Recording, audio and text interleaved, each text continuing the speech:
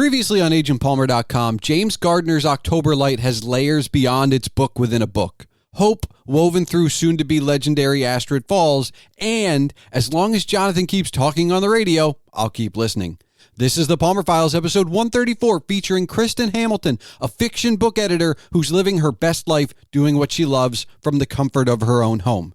She's here to discuss how she started her business, learning on the job, multitasking, working from home, plus we dive into the paralyzing nature of the abundance of choice, discuss comfort foods, and much, much more. Are you ready? Let's do the show!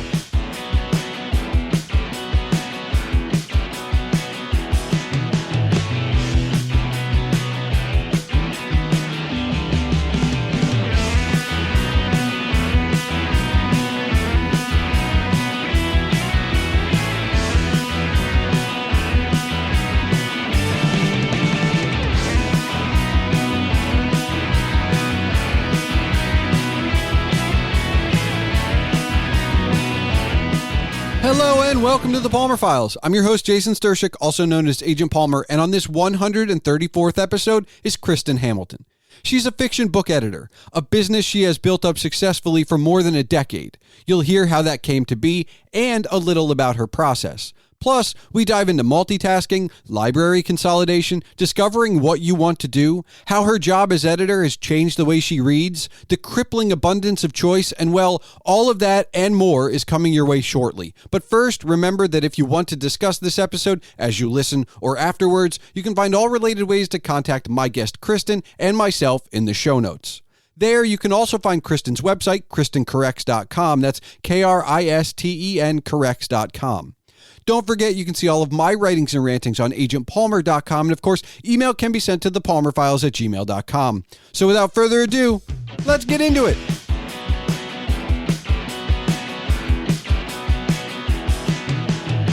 Kristen, you are a fiction book editor. And when I saw that, I felt like immediately needing to ask the question, why fiction? Because fiction is the best. I was actually having this conversation with my brother-in-law over this past weekend. He was like, "Hey, why do you like fiction? Like, why not?" Because he was talking about how he likes to read nonfiction. He likes to quote unquote educate himself with nonfiction. And I had to laugh because it's like, there is a very good point as far as educating yourself with reading nonfiction books and nonfiction, things. But fiction is just so cool. It's so much fun. Like there is so much under the fiction umbrella too. There's, just general fiction, just drama. I get dramatic. it. I'm in between you and your brother-in-law, I guess. I try and alternate. Okay. Yeah. Back and forth. Yeah. I will also argue on your behalf that you can learn just as much from fiction as you can from non. Yeah. No, you can. You can. I mean, like, there are definitely things that when I am editing books, something will come up.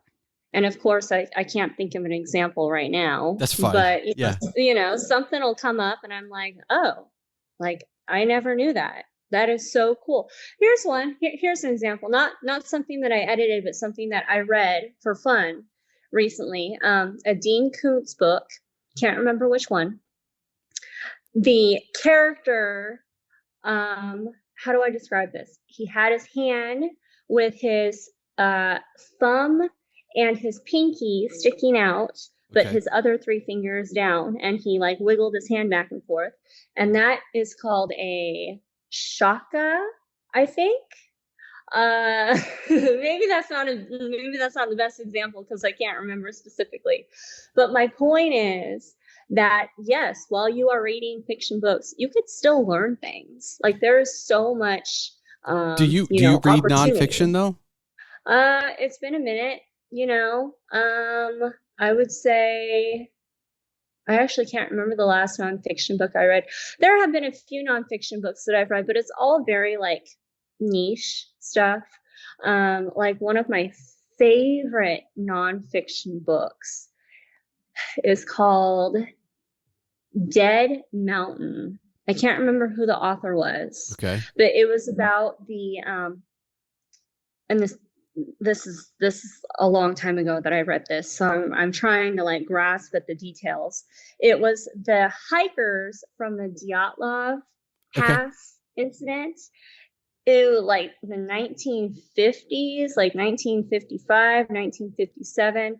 This group of hikers were, hiking up the Dyatlov Pass in Russia, I think, and they all died. Like they were in their tent for the night, and then for whatever reason they slashed open their tent and literally just ran out into the snow, and they all died. And so it was like this huge mystery for like decades and decades. So so that's what I read. When I'm reading nonfiction, it was actually a very, very interesting book on that. So I don't know if you could really consider that as like, hey, like I'm reading to like. But it's been so long since you've read nonfiction, though. Like, is there a reason that you like? I understand finding your house and living in it, but you don't want to take a vacation from all the look. And I know there's so many different kinds of fiction. We could spend the rest of our lives naming them, right? Because they've got genres and subgenres. I get it. But like, you don't want to read nonfiction every once in a while? No. I mean, like, I'm definitely not saying that. Like, nonfiction absolutely has value. I would say that, and this is kind of changing topics, but the number one reason why I'm not reading nonfiction as much these days is because I'm not reading at all for pleasure, of course. Okay. As much these days because I have an almost 2-year-old, and that little sucker takes up all of my time. So I mean, I don't want to put too fine a point on it, and I don't want to put you on the spot either, but I guess this is where we're at. Is the editing reading your fun? Like I guess that's your pleasure reading now? Honestly, I love my job so much. Like, my job is the best job in the whole world. Let me tell you about my job. Okay. Jason. Let me tell you about my job. Okay, so I started in 2012. So 12 years now. Yep. I literally I work from home. So I come into my home office. My commute, quote unquote, is like 5 steps, down my office hallway. Okay. I get to work in my PJs. I get to set the hours that I want to work. I get to set my rate, how much I want to get paid for editing books. It is honestly the best thing ever. Okay, so I want to go backwards. We're going to go backwards. So okay. When did you graduate from college? So I graduated in December of 2012, and I started my business in September of 2012. Okay, so you started your business before graduating, so you knew this is what you were going to do. Yeah. Oh, yeah. I am immensely jealous. I mean, look, I was a liberal arts major for my AA. Okay. How generic can we get? And then I was like, I need to like when that ended, I needed to make a decision for my 4-year degree, so I went communications. Because that was almost as general as liberal arts. And I graduated with no idea as to what I was going to do. And we now fast forward almost 20 years. actually. As we record this, depending on when it releases, we're around my 20-year reunion. But okay. I'm still 20 years after walking across that stage, not knowing what I want to do. I've done many things, and I'm happy with what I'm doing, and I do work from home, and I edit other people's podcasts for a living right now. Okay. And so I have the same commute you do. Mm-hmm. Although mine, I don't know about you, but I have to detour through the kitchen for coffee, or the morning just doesn't start. Absolutely. But I have arrived here in a set of circumstances that I could not have. I can describe them to you now looking back, but I could not have ascribed them as a path at all that I would have wanted to take. It's where I am now, but I'm still kind of jealous that you were like, yeah, I haven't graduated yet, but I know what I'm going to do. And that was there any hesitation? Like, did you finish with the degree that you started going to school for? Yeah. So I had originally gone to school. I was kind of like you. When I first started college, I knew that I wanted to do something in, writing. Actually, my major was English with an emphasis on writing. Okay. And when I originally started college, I was like, okay, I guess I want to work for the newspaper. Okay, yeah, I'll work for the newspaper. I'll write articles. I'll do this research. Okay. I'll work in a cubicle, spending my day like on the computer. Yeah, that sounds great. But then in my senior year of college, one of my required classes was a workshopping class. Okay.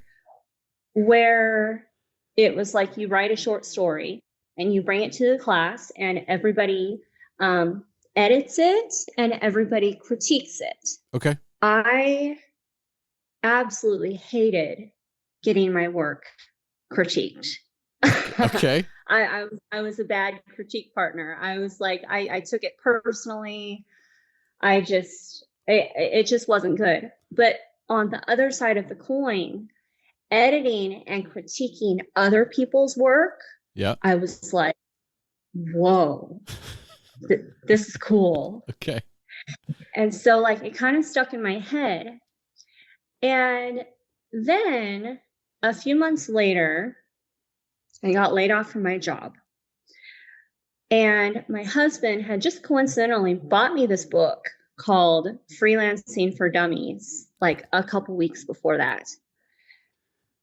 So I was sitting on the couch. Unemployed. I was still, in college, but I had no actual job. Yep. And it's like, okay, what am I going to do? What am I going to do? So I read this book, Freelancing for Dummies. And I was like, okay, I got nothing better to do. I might as well give it a try. So I got laid off on a Friday. And I read that book. And by the end of that weekend, I had founded my business. Okay. So originally, my business, Kristen Corrects, was business copywriting and like manuscript editing, something like that. And it's still pretty broad, though. Like you're not. It was. Yeah. It was. It was very broad. And I mean, like I did that for years and years, like copywriting and just kind of taking every single job that I could. But I always wanted to get those jobs where I was editing something, not copywriting, not so much, but actually editing something that obviously somebody had written. Yep. And so over the years, as my business grew, my reputation grew, I was able to kind of say, thanks, but no thanks more often to those copywriting jobs, and then have more work with editing books. So yeah. I mean, that's pretty much how I got here. So, I want to ask you, about your first editing, the first nonfiction novel you edited, because I'm not asking for specifics, but I edited the rough draft of a friend of mine's first novel. Okay. And that's when I discovered that editing is not just spelling and grammar. It was very much like an eye-opening thing where like I was halfway through the read and I went, "Oh, I think he screwed up time." Yeah. I think I need to legitimately go back and write give myself a bullet line of like when things happen, because I think some of these things are out of order. And for fiction specifically, that never occurred to me until I was in the middle of giving him feedback and editing this rough manuscript. Yeah. Was that something you knew going into your first fiction manuscript, or were you like me and you got halfway through and I have to fix this timeline issue? Yeah, no, it's definitely something that you learn on the job. Okay. I mean, I got a college degree. I got my bachelor's degree in English and writing. And I spent 4 years inside a classroom learning how to, improve sentence structure and narrative style and like all these things. But honestly, oh my gosh, like nothing compared to actually sitting down with that first book and all the books after it, that really makes you be like, holy crap, I don't know anything. Okay. So before your 2-year-old comes along, are you reading a lot for pleasure? Oh yeah. Does Yeah. Does your job in editing and what you do for pay, does that have an impact, or has that changed the way you actually read for pleasure? Yeah, honestly, it's ruined it. It really has. I am so picky now with books that, before it was like, okay, I'll struggle through it, even if I'm not enjoying the book that I'm reading for pleasure. Even if I'm not enjoying it, I'll struggle through it. I want to see how it ends. Okay. And now it's like, I don't have time for that. Like, I'm not going to read a crappy book unless I'm getting paid for it. Like, no offense to any authors out there, but but that is not worth my time. That's fine. You can offend all the authors because you're sitting across from the one guy who still hasn't not finished a book. Well, then there you go. Right? Like, I think we'll balance it out well enough. I'm also very picky, but like there are some books that I've been like, I still got to get through it. Yeah. So when you are finally saying no to like the stuff you don't want to do, and you're focusing more on what you do want to do, and obviously it's been, over a decade, but like at what point were you like, this is it? Or did you know immediately? Like you were like, oh no, like now that I can start saying no to jobs, I'm where I want to be. Honestly, it was a long time. Okay. And I actually have a really good story about that. Yeah. So yeah. So I started my business in 2012 and I worked so hard. I was so hungry for work that I took absolutely every job that came to me. Okay. And just absolutely desperate to make it, because I know that a lot of people who create their own businesses, a lot of those businesses fail in the first 2 years. Yeah. And I didn't want to be that statistic. Okay. Like, I loved what I did and what I do so much that I didn't want to fail and have to go back to working in fast food, All right. That's fair. So I really, really struggled. And along the way, I really built up a good business. Like, I do good work. I have repeat customers. I have word of mouth clients. So like I mean like I'm I'm trying to say this and not like feel full of myself, but I really I do a good job. I love my work. I love what I do, and I do it well. When when I was 5 years into my business, I joined this local group that of editors and writers. And the whole purpose of the group was networking. Yep. And to share information, share knowledge. And I entered the group and I was like, okay, yeah, I've been doing this for 5 or 6 years. Here's my portfolio. Here's what I know. Here's how I, operate on a day-to-day basis, all this information. Yep. And everyone in the group was like, holy crap, you really have your stuff together. You really know what you're doing.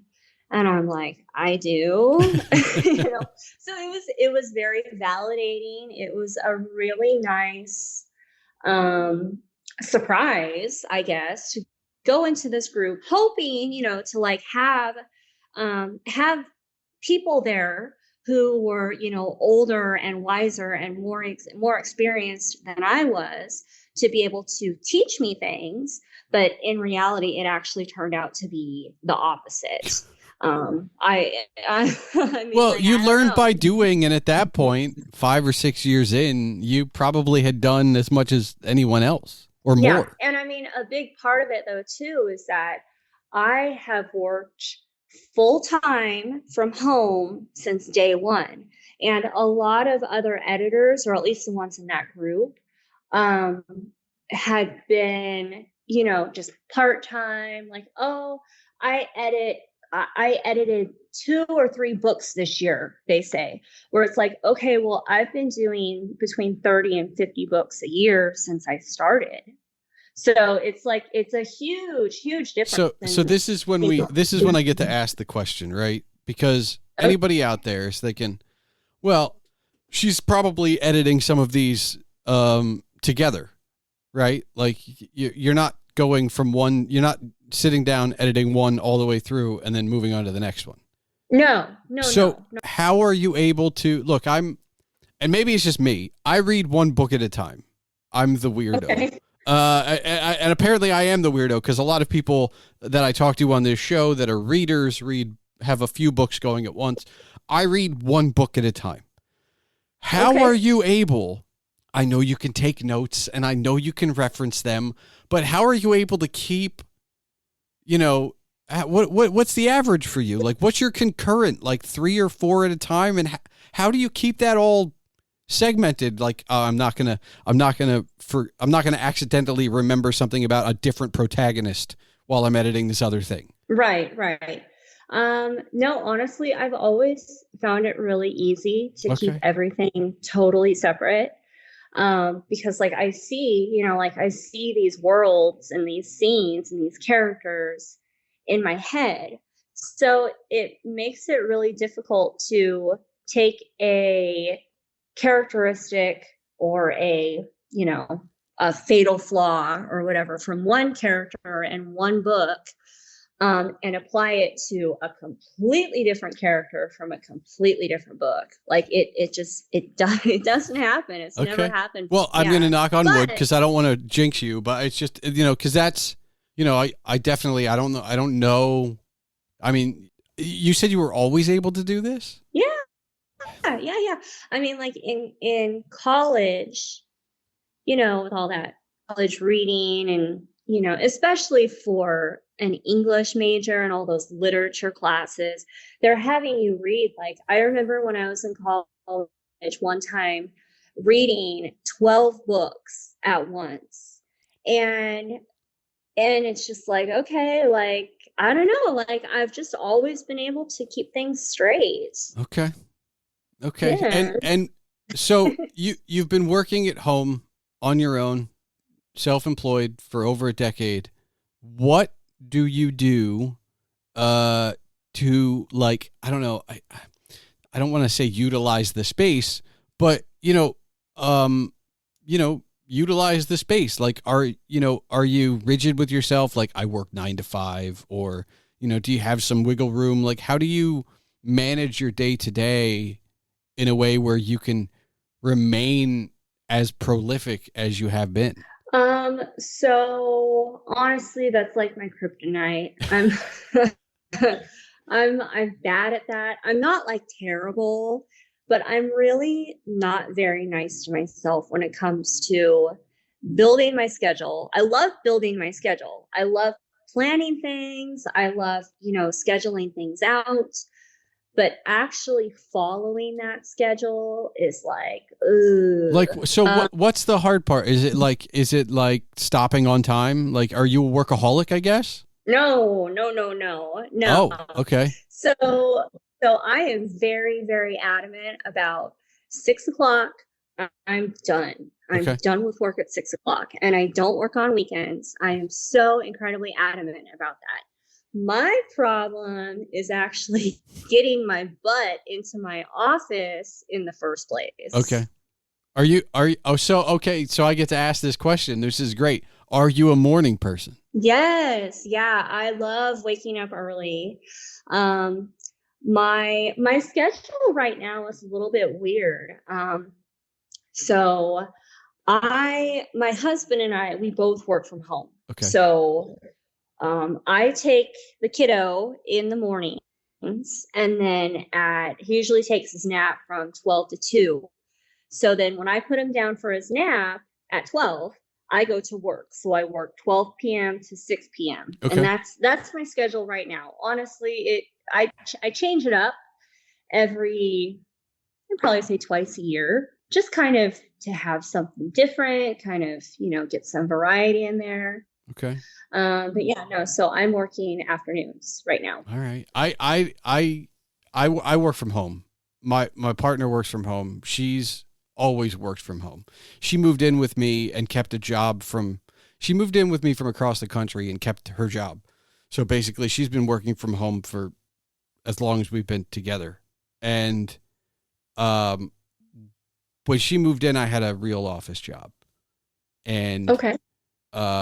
It was, all right, I'll see you in 8 hours. It's one of those. And then, I got laid off right before the pandemic. And since then, all of my jobs have been work from home. And, she's finally gotten to the point where she just ignores me.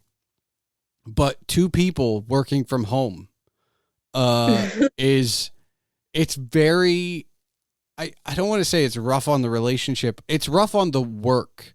Especially at least for me, where it was like, I'm in a similar vein with you, as what I do is not necessarily creative, but it is creative work. Like, we're still in the arts, and there will be times when I need to step away. There's, and I'm a blogger as well. So maybe it's, I'm trying to write something and it's just not working. Step away from the thing, get away from the thing. Right. And I think that that's not her job. She's in the service industry. Like, she's in front of her computer. Like, whereas for creatives, I think it's important for people to know this. And editing's no different.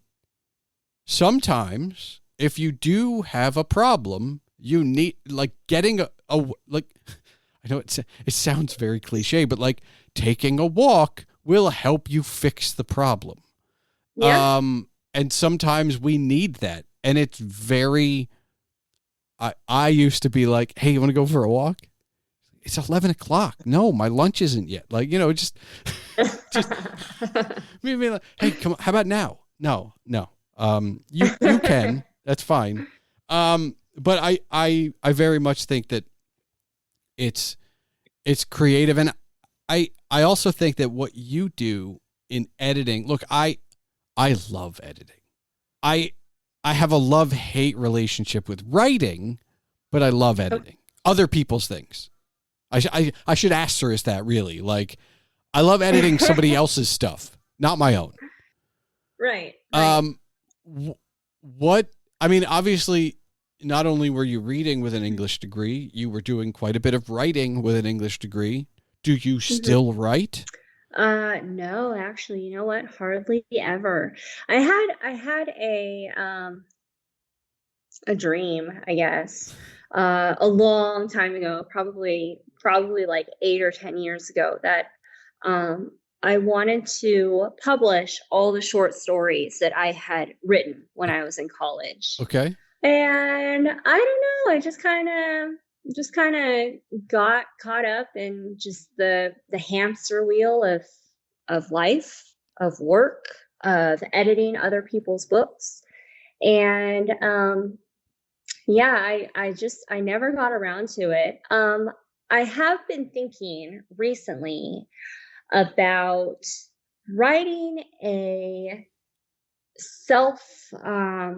it's not self-help, but it would be teaching authors how to self-edit their books. So it would still be very much in the vein of, hey, I'm a book editor. This is what I do, talking about the different types of editing. So it definitely wouldn't be that creative process that I had back in college. Do you miss it? Honestly, no, I haven't really thought about it a lot recently. I would say that when it comes to writing something and editing something, like writing something, staring at a blank page, like it kind of gives me anxiety in a way. Like, okay, like I have no idea, like I could edit something that someone has written all day long, and I do. But writing something from scratch, I get too in my head about it. I get too, I don't know, like, well, this isn't good enough. Like, I wouldn't enjoy reading something like this. Why would anybody else?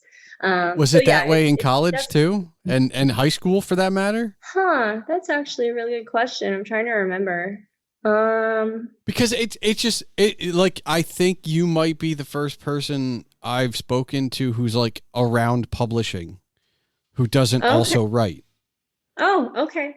Yeah. You know what? I do know, like, I think every single editor that I know in the industry is also an author. Yeah. And I don't know. I mean, like, there was a time, like, a while ago that, yeah, I did enjoy writing, but honestly, ever since I discovered editing, I just like, that's what I love. Okay. That's what I love to do.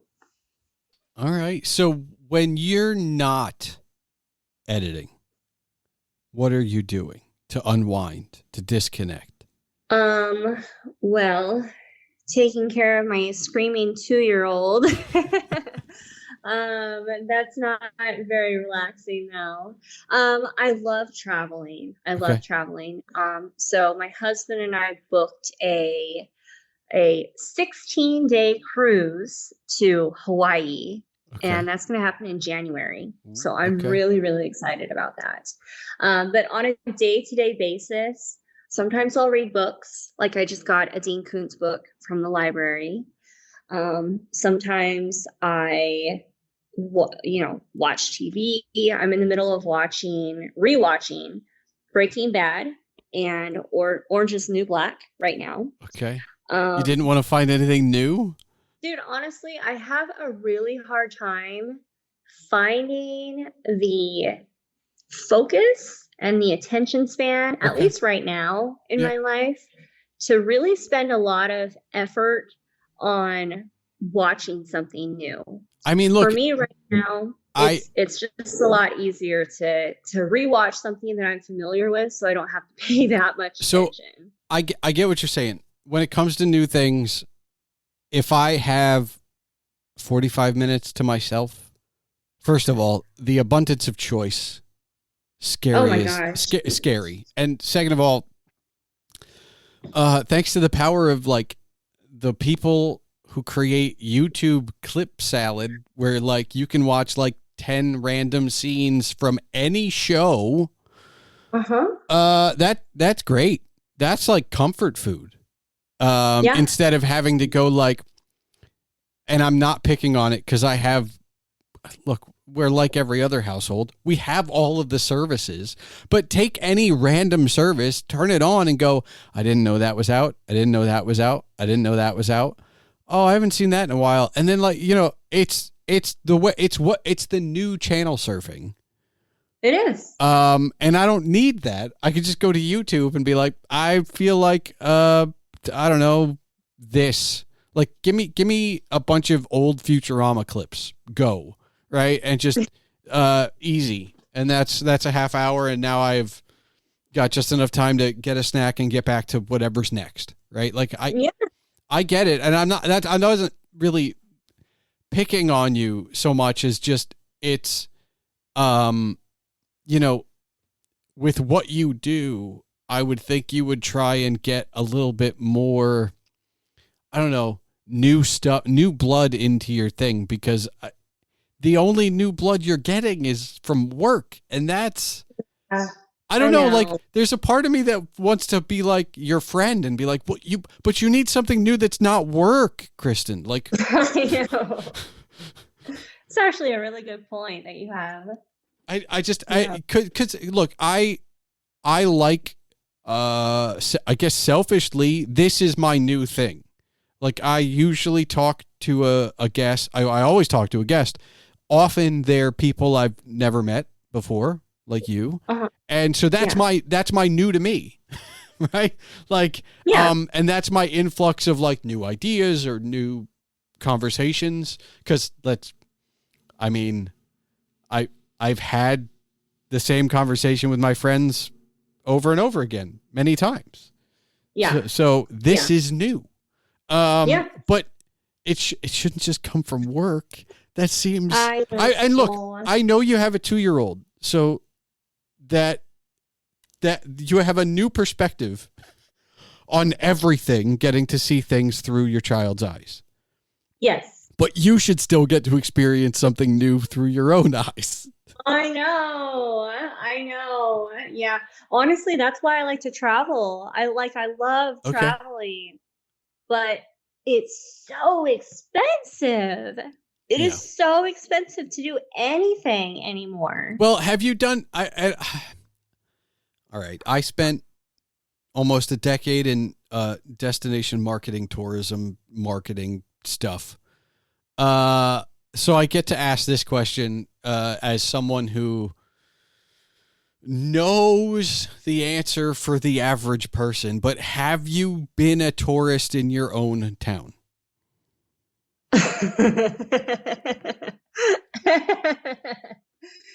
No. Okay. Cause I know, right. When I had the job, part of the job was being the tourist and putting yourself in their shoes, even though you're not staying in a hotel, and, checking out all the parks, the recreation stuff, the museums, the historical sites, all that stuff. And even though I was in the industry for 10 years, I still haven't covered all of my own area, much less my own state. Right. Right. Right. So, maybe as an idea for you, be a tourist. And look, there are levels to this. You can be a day tourist to your hometown, the place where you live, and just go to things that you see all the time, but I've never been in that store, right? It doesn't have to be expensive, but you can also, get a hotel in your own town, probably because you'll know when things are going on. So you can do it in off season or shoulder season. You can get a good rate. You can treat it like a vacation because you're not at home. But just kind of explore your own backyard. This is a pretty big soapbox to get on for like wherever you are, but like it is something I think a lot of people overlook because we do want to get out.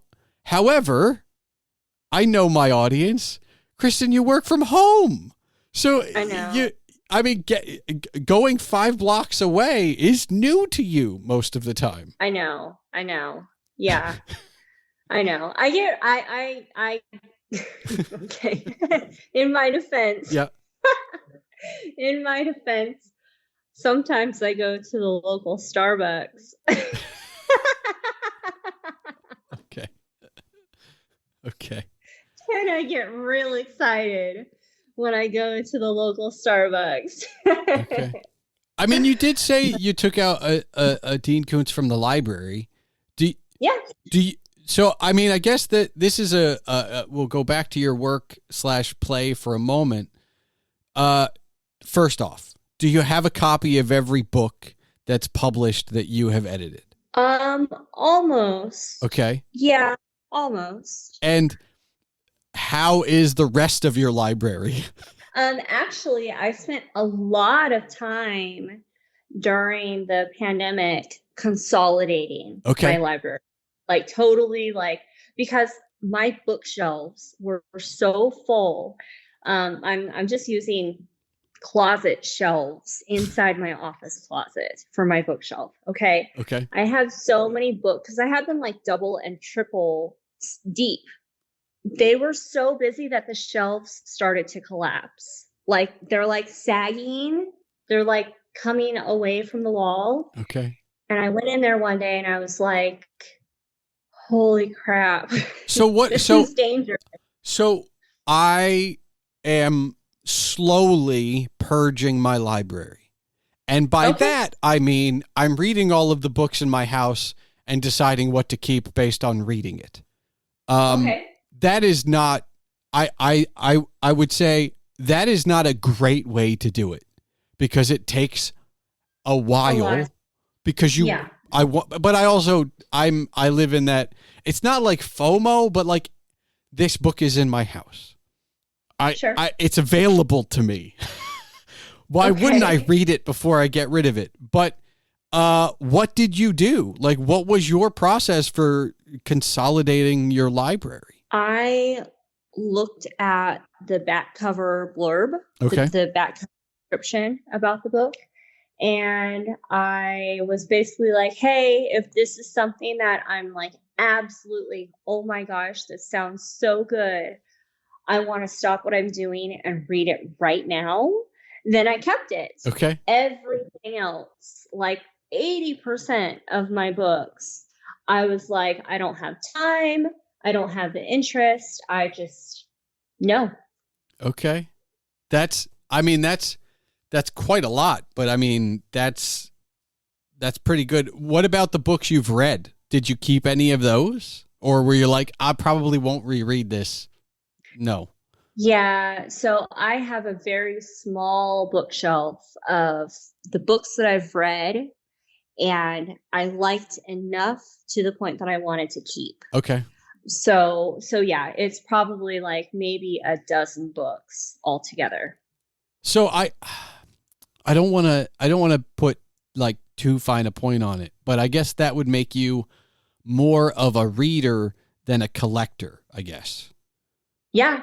Okay. Yeah, absolutely. Yeah, I'm sadly a collector.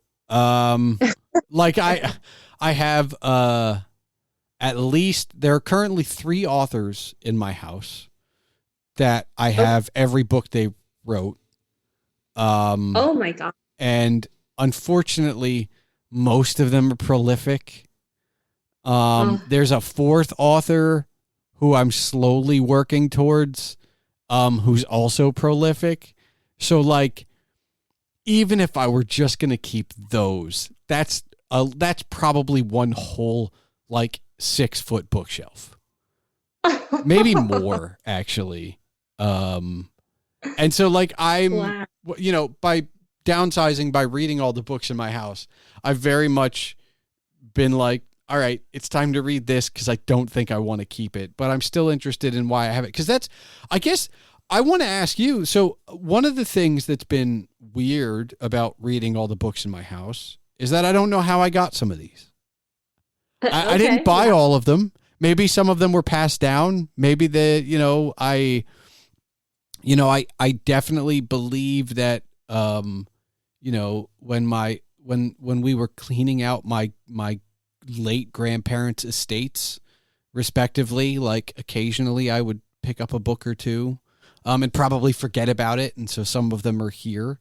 Mhm. But when you were going through, even based on the blurb that you were using to decide whether to keep it or not, did you at least remember, like, oh, I bought this, this was a gift, or were some of the books like, I have no idea why this is here? No, a lot of them are like, I have no idea how this came into my collection. Okay. Yeah, and I was just like, okay, well, I mean, it doesn't matter how I got it. I have it. Yeah. So are you going to there you keep it or go. not? Yeah. Okay. I think you're, if I wasn't, I don't want to say I'm a completionist, but I'm also, trying to save up, money for things. 'Cause as an entrepreneur, solopreneur, freelancer, whatever, it's not like we have a 401k that's getting matched by the company. So any way I can save is a way I can save. And for me, that is, well, I'll just spend all my time reading books that I already have. That's, Oh, you should get a library membership. I got a library membership at the beginning of last year, and we're like just outside of city limits, so we have to actually pay to use the library. It's like $55 a year. okay. But for everybody else in city limits, the library is free, and they have so much stuff. Like they have CDs, they have movies, they have events going on. You don't have to sell me. You don't have to sell me on the library. First of all, I know that a lot of the books I'm getting rid of, the library won't have. Okay. Because they are older. I'm sure. Look, self-servingly, if anybody wants to go on my blog and look at all my book reviews in the last few years, there's a lot of stuff that's just like out there or weird or, old. And so some of that stuff has been great to be exposed to. Okay. But this goes back to the whole like streaming service overabundance of choice. Yes. I spend a lot of time, longer than I should well admit, walking through my house on about a monthly basis and going, all right, these are the next 7 books I'm going to read. Okay. And because I'm reading all the books in my house, it's pretty easy to see like what I've read and what I haven't. Sure. But it's also, I can take as long as I want. And then I go, all right, this is the list. I'm done. And then I have to actually read the 7 books before it's another problem again. Right. Okay. I will tell you, if I did go to the library, I would very much be there for like an hour going like, I have no idea. Like yeah, that overabundance of choice is paralyzing. It is. It really is. Honestly, like sometimes, like, and this is kind of like tangential, but like sometimes when my husband is like, "Hey, what do you want to eat for dinner?" I'm like, "Not you two, not you two." I have to deal with that because I ask her around lunchtime, like, "Hey, what do you want to have for dinner?" She's like, "I don't know. I don't know what I have at lunch." But I'm like, "Well, I got to defrost stuff because I'm the chef of the house." So I'm like, "Well, I need to make sure I have the ingredients. I need to make sure things are defrosted. I need to." But yeah, like, well, what can you make? I don't know anything. What? Well, like here's an example. Okay, so like today, we were out running errands. Okay. Part of the reason why I was late to work today. Okay. We were out running errands.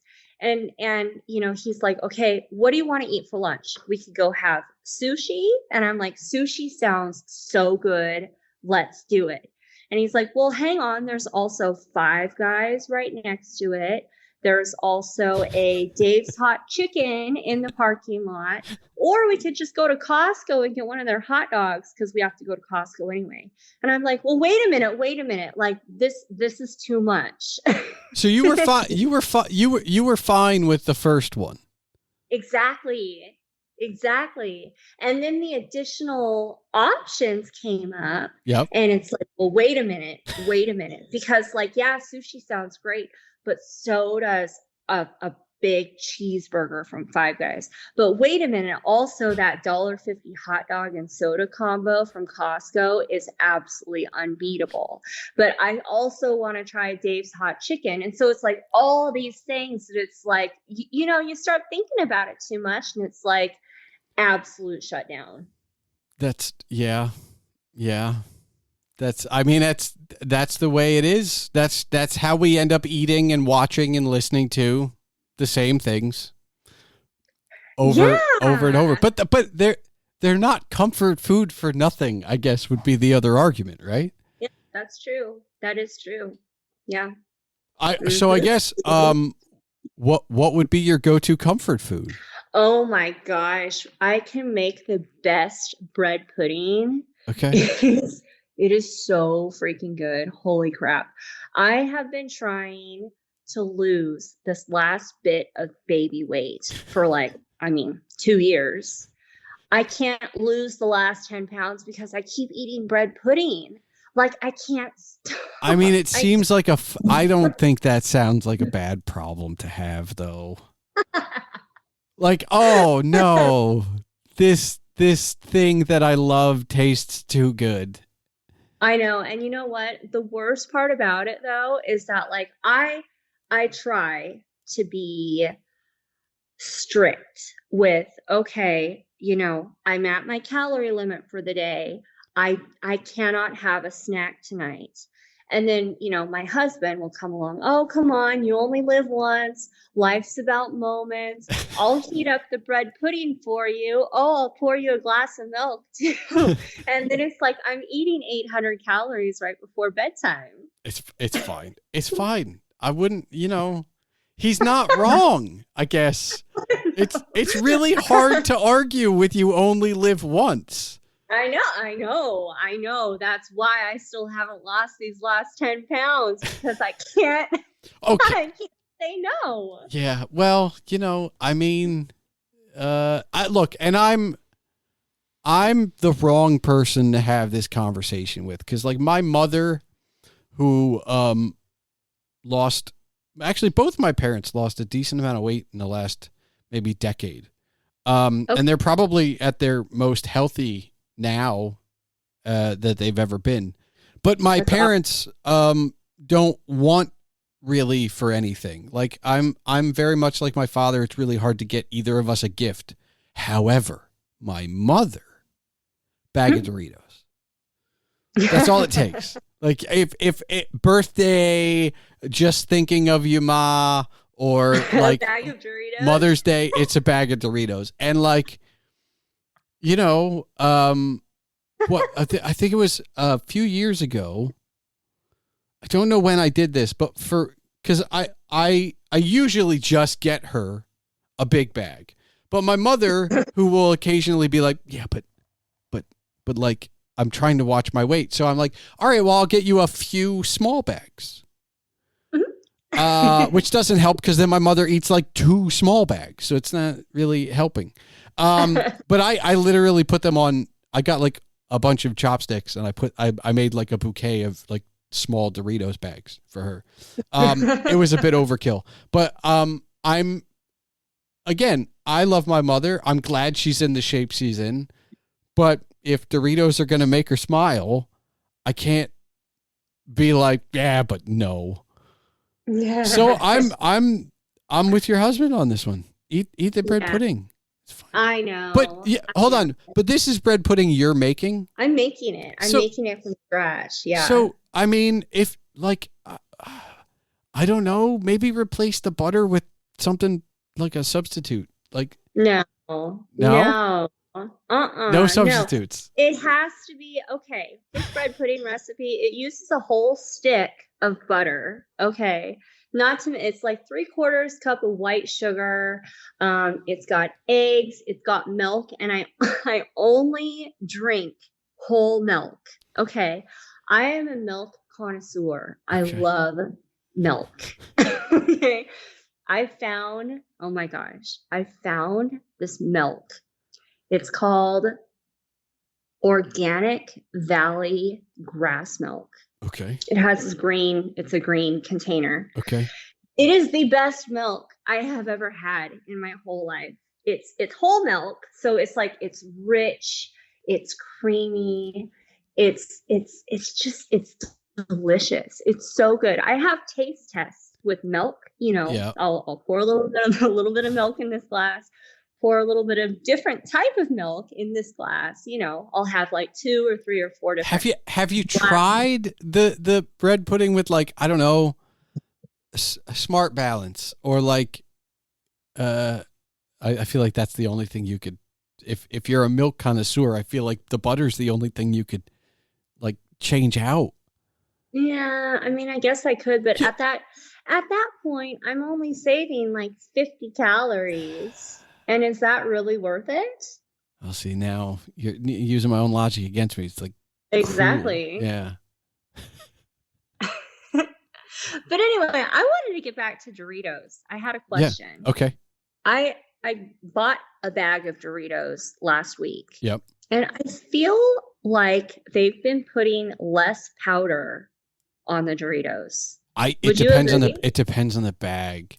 Like, it really does. Like, it's weird. I think they lost their quality control, because you have some bags. Some bags are really good and some bags are really bad. And it's just not the same all the way through.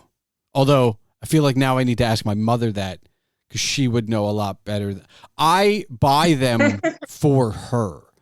I don't really eat them that much. What? Oh my gosh. Yeah. Doritos are so good. But you know what? I would agree with you. I feel like the quality has gone down recently. Yeah. And so I used to eat Doritos a lot, but I haven't really bought a whole lot of Doritos recently, because I feel like they're, I think they spent too much time on other flavors. I think that's, if I was going to guess, like, the quality control kind of went downhill when they decided that they were going to have 17 other flavors other than just regular and Cool Ranch. I know. Again, also, walk through the chip aisle. It's the same as going through the library or going through like a streaming service on Netflix. Why are there so many different? It's too much. I know. It's too much. It is a lot. Yeah. It is. Yeah. And so, I mean, like, I constantly go for the same exact things that I know, which is, comforting in a way, but also it's kind of like, sometimes I feel like I'm stuck in a rut. So I don't know, maybe it's worth it to try a different type of chip, try a different show, try a different book genre.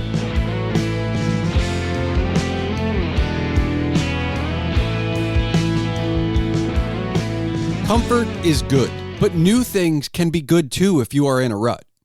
This is the challenge of our current ever-changing culture. The nature and media, as well as snack foods, to pick two vastly different things, can feel like a paralyzing abundance of choice, which is why we end up in the rut in the first place, going back to the things that we already know are comfortable to us.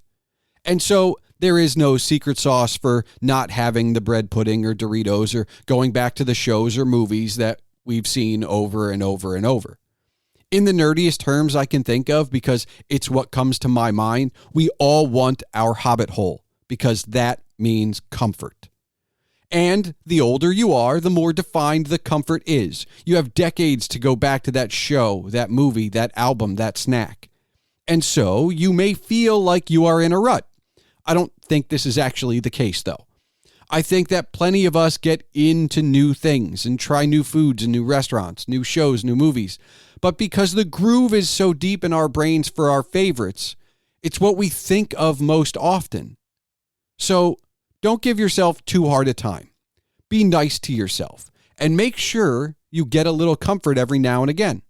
If you won't do it for yourself, don't expect others to either. For each of us, it starts with ourselves. Thanks for listening to the Palmer Files, episode 134. And now for the official business. The Palmer Files releases every 2 weeks on Tuesdays. If you're still listening, I encourage you to join the discussion. You can find all related ways to contact my guest Kristen and myself in the show notes. There, you can also find Kristen's website, KristenCorrects.com. That's Kristen Corrects.com. The music for this episode was provided by Henno Heitur. Email can be sent to this show at thepalmerfiles@gmail.com. And remember, your home for all things Agent Palmer is agentpalmer.com.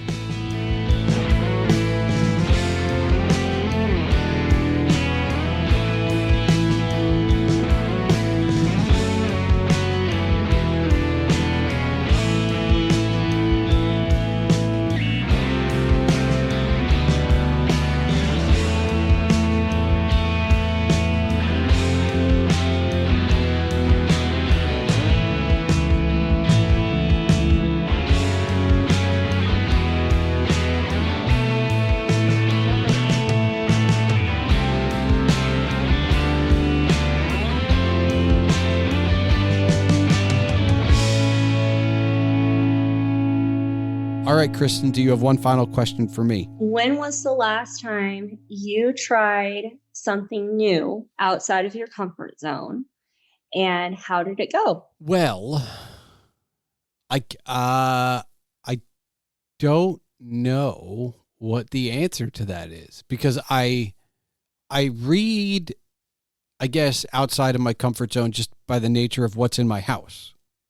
As I explained, I don't know how half of these books got here. So it's not like they were all, my taste. With reading, it's very much like I don't know. This will be interesting.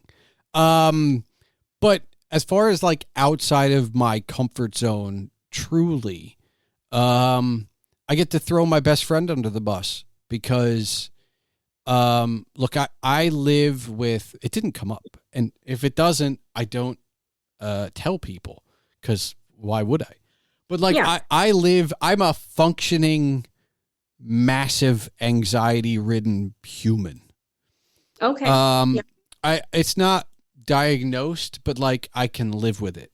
And part of that is because the health insurance when you're self-employed, very bad. So so I just, I learned to deal with it. But my buddy went from living in an apartment that was 5 minutes away from my house to being 45 minutes away, almost an hour. Okay. And one of the things that I guess ratchets up the anxiety is doing something new. Now, it's not always a bad thing. As an example, I get nervous before I call you, right? I still get nervous doing this show. And to me, got nervous before you called me. Yeah, to me, that's good. I feel like nerves for that, it's a good thing. So it's not like, not all the nerves is the crippling social anxiety. However, the easiest way to get it ratcheted up to 11 is to go somewhere I've never been. Okay. And so I helped him move. Okay. And that was, it's what you do for friends. But then I went up to visit him because, he's now living in the middle of nowhere. And that was the big one where it was like, all right, he wants to have lunch. Well, my social anxiety likes to come in many forms, but nausea is probably the largest one. So like when people ask me to do meals in new places or with new people, like food's the worst for me. I enjoy eating, but it's really hard to enjoy eating when your anxiety is like a bowl of like cats that were just like rattled around. So it's just kind of like, all right, well, And I've learned order small portions, don't eat it Okay. all. Yeah. That way, if it does get bad, like it's not that bad, and I can always eat when I get home. So that was probably the most like newest thing that I've tried because it was a place I'd only been once. Thanks to Google, apparently there are 75 different ways to get there. So I still haven't been there the same way. Okay. And it's about getting the comfort zone there. It doesn't stop me from doing new things, but it very much is there's caution and warning signs. Like I think back in like, man, I guess I'm going to go with Apollo 11, right? They turn off the master alarm in order to fix the problem because the master alarm's going off to let them know there's a problem. Then they turn it off and they can solve it. Uh-huh. When I go somewhere new, I have to turn off the master alarm. Right. Sometimes it's just being quiet and breathing. Sometimes it's like, I have to go for a walk. I'll be right back. Or I need some fresh air, whatever it is.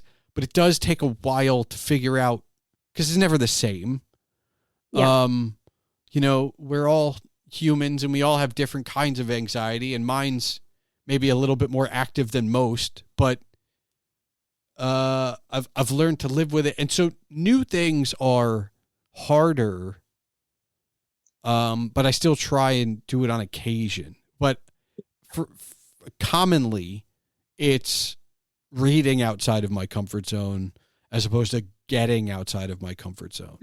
That makes sense. But it's also availability. Like that's the opportunity to read something I've never read before is literally in my house many, many, many, many, many times over. Yeah. Versus, going to do that thing or not. So, Yeah. I've very much taken the easy way out, which also happens to double as a way to downsize my library. So it kind of all works out in the end, I guess. Yeah, that's true. I know. You're killing two birds with one stone. I'm all about that efficiency.